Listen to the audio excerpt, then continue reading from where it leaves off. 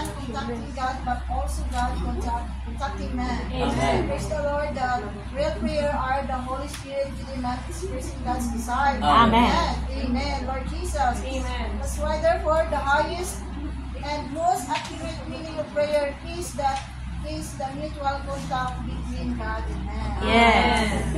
Praise And the in Lord. day 5, it really shows us the significance of our prayer and also the standard of our prayer. Amen. Praise the Lord. The experience is indwelling Christ. Amen. And believe Christ is to pray in a genuine way. Amen. Praise the Lord. Then in Romans 8:26 and 27 tells us that we do not know for what we should pray. Amen. As he's speaking. Amen. So we really do not know those prayers that touch God's desires and are up to the standard. Amen. Oh, praise the Lord. Oh, this is our weaknesses, saints.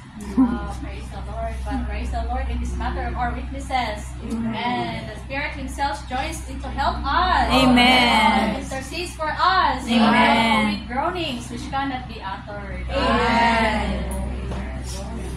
Praise the Lord, and it says here how much we need to abide in the Lord. Amen. And abide in the Lord through His Word. Amen. And His Word will abide in us as well. Amen. So praise the Lord that when we abide in the Lord and His words abide in us, there Amen. will be a desire in us that comes out of His words. Amen. Praise the Lord that when we touch the Lord's feelings and understand His intention, then this will cause us to pray according to what His will. Yes. Praise the Lord, and oh Lord Jesus. Amen. So His desire will become our desire. Amen. And what we want will be what we want as well. Amen. So praise the Lord that how much we really need to contact the Lord every day. How much we need to draw near to Him every moment. Yes. So we will know what is His heart's desires. Amen. So we know what is the effective prayers before the Lord. Amen.